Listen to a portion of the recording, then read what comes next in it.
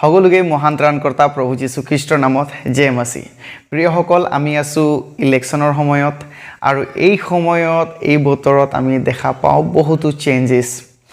কিছু লোক যিসকল নেকি কেতিয়াও আপোনালোকৰ ঘৰ পৰিয়াল হয়তো নহয় তেওঁলোকো ভিজিট কৰা দেখা পাব যিসকলে আপোনালোকৰ সৈতে কেতিয়াও কথা বতৰা নকৰে তেওঁলোকো হয়তো কথা বতৰা কৰা আপোনালোকে অনুভৱ কৰিছে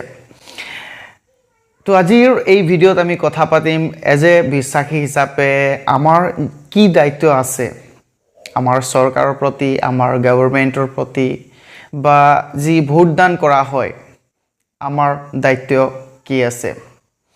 এজ এ বিশ্বাসী হিচাপে আমাৰ দায়িত্ব বহুত মহত্বপূৰ্ণ আমাৰ দেশৰ প্ৰতি কাৰণ বাইবেলে আমাক শিকাইছে ৰোমিয়া 13 অধ্যায়ত আমি পঢ়িবলৈ পাওঁ ঈশ্বৰৰ বাক্যই আমাক শিকাইছে যে আমাৰ ৰজা বা অথৰিটিৰ প্ৰতি দায়িত্বশীল হোৱাটো তেওঁলোকক সন্মান কৰাটো এজ এ বিশ্বাসী হিচাপে আমাৰ দায়িত্ব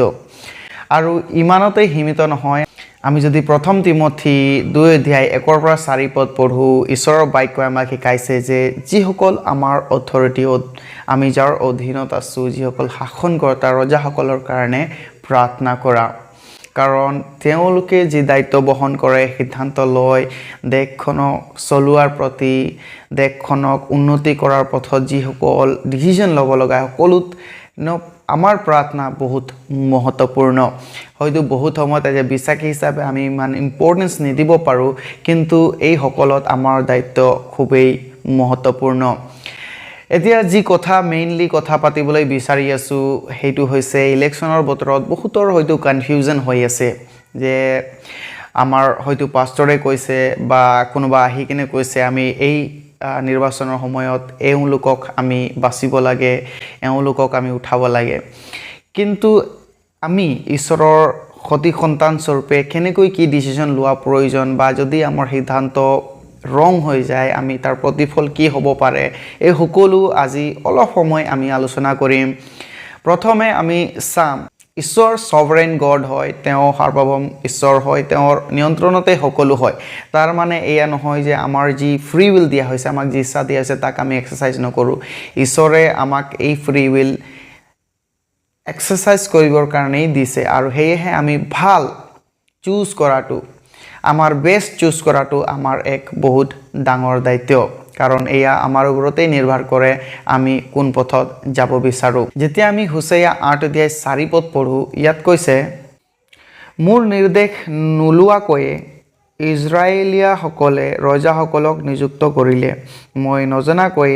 তেওঁলোকে নেতাসকলক মনোনীত কৰিলে তেওঁলোকে নিজৰ খুন আৰু ৰূপেৰে তেওঁলোকৰ বাবে মূৰ্তি তৈয়াৰ কৰি নিজেই সৰ্বনাশ কৰিলে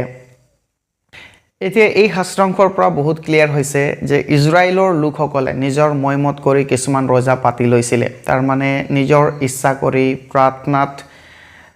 ঈশ্বৰক নজনাই বা ঈশ্বৰৰ যি দাসবিলাক আছিল হয়তো ভৱিষ্যত বক্তা বা ঈশ্বৰৰ হৈ কথা কোৱা লোকসকলক কোনো মত বিনিময় নকৰাকৈ নিজৰ ময়মত কৰি ৰজা পাতি লৈছিল আৰু ঈশ্বৰে তেওঁলোকৰ এই সিদ্ধান্তত বহুত দুখী হৈছে ডিসপ্লিজ হৈছে বুলি কৈছে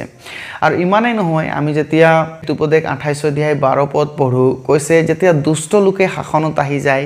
জনসাধাৰণ বা লোকসকল বহু সমস্যাৰ সন্মুখীন হ'ব লগা হয়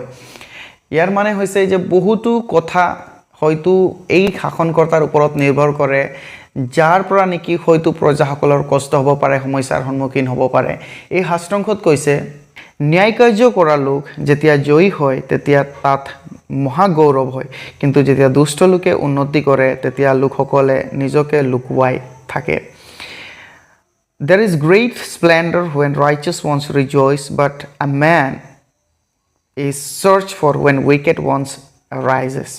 যেতিয়া দুষ্টসকলে উঠে তেতিয়া লোকসকল লুকাব লগা হয় কৈছে সমস্যাৰ সন্মুখীন হ'ব লগা হয় এই সকলো শাস্ত্ৰাংশৰ পৰা এটা কথা আমি বুজিব পাৰিছো হেতু হৈছে বহুতো ডিসিশন আমি ক্লিয়াৰ কনসিয়াসলি আমাৰ যি বুজ বিচাৰ শক্তি আছে সেই সকলো চাই আমি এজন শাসনকৰ্তা নিৰ্বাচন কৰা প্ৰয়োজন আমি যেতিয়া প্ৰথম সামুৱেল 12 অধ্যায় 13 পৰা আগন্তুক পদসমূহ পঢ়ো ঈশ্বৰৰ লোকসকলে একচুৱেলি ৰিগ্ৰেট কৰিলে যে তেওঁলোক চৌলক ৰজা পাতিছিলে, কাৰণ ঈশ্বৰে দিয়া নাছিলে, লোকসকলে বিচাৰিছিলে। আৰু পাছত যেতিয়া তেওঁলোকে শোষণ আৰু কষ্ট পাব লগা হৈছে, তেওঁলোক চামুৱেল ভৱতীৰ ওচৰত গৈ কান্দিছে। তো ঈশ্বৰৰ ভয় ভক্তি আৰু ঈশ্বৰৰ নিৰ্দেশনাত ৰজা পতাটো, ঈশ্বৰৰ গাইডেন্সত থাকি নিৰ্বাচন কৰাটো, ঈশ্বৰৰ বাক্যমতে কণ্ট্ৰাডিক্ট নোহোৱাকৈ শাসনকৰ্তা পথাটো এজন প্ৰত্যেক বিশ্বাসীসকলৰ বাবে বহুত ডাঙৰ দায়িত্ব। এতিয়া কথা হ'ল, আমি নিজৰ ভোটদান কৰিমনে? বহুতো লোকসকলে এই দিন বহুত কেজুৱেলি লয় আৰু ভাবে যে অ'কে, লোকসকলে দিব, কিন্তু আমি নিদিলেও হ'ব। কিন্তু মেইন কথা হ'ল, যেনেকৈ বাইবেলত আমাক খামাণ্ড কৰিছে, মতি 22:21 যীশুৱে ক'লে, যি নেকি চিজাৰৰ হয় চিজাৰক দিয়া, আৰু যি নেকি ঈশ্বৰৰ হয় ঈশ্বৰক দিয়া। তো ৰেছপনচিবল, এক দায়িত্বশীল নাগৰিক হিচাপে আমাৰ ভোটদান বহুত মহত্বপূৰ্ণ। সেয়েহে আমি আমাৰ দায়িত্বত থাকি আমাৰ ভোটদান কৰাটো বহুত প্ৰয়োজন। এতিয়া কেনেকৈ আমি দিম, কি কৰিলে আমি ৰাইট ৱে যাব পাৰোঁ? তো এই সকলো সন্দৰ্ভত মই ক'ব বিচাৰোঁ, আমি প্ৰাৰ্থনা কৰিব পাৰোঁ, উপবাস ল'ব পাৰোঁ ৰাইট চুজ কৰিবৰ কাৰণে। কাৰণ এয়া অকল মোৰ নহয়, গোটেই জনসাধাৰণৰ এক ডাঙৰ ডিচিজন। সেয়েহে মোৰ ৰায় বা মোৰ ভোটদান বহুত ইম্পৰ্টেঞ্চ আছে। আমি প্ৰাৰ্থনা কৰিব লাগে, আমি উপবাস ল'ব পাৰোঁ, আমি কনচাল্ট কৰিব পাৰোঁ, কিন্তু ৰাইট লোকসকলৰ পৰা। কিন্তু এই সকলোৰ মাজত আমি এটা কথা মনত ৰখা প্ৰয়োজন। এনেকৈ বহুতো লোক থাকিব পাৰে যিসকলে আহি বহুতো ধৰণৰ কথা শুনাব পাৰে, ক'ব পাৰে, কিন্তু এটা ডিচিশ্যন আমাৰ নিজৰ ইচ্ছাৰে আৰু আমাৰ জ্ঞানেৰে, যি নেকি ঈশ্বৰে আমাক বুজিব পৰা যি জ্ঞান বল বুদ্ধি দিছে, এই সকলো ইউজ কৰি আমি চাই চিন্তি প্ৰাৰ্থনা সহকাৰে ঈশ্বৰৰ গাইডেন্সত নিৰ্বাচন আৰু আমাৰ অধিকাৰী পতাটো বহুত প্ৰয়োজন আছে।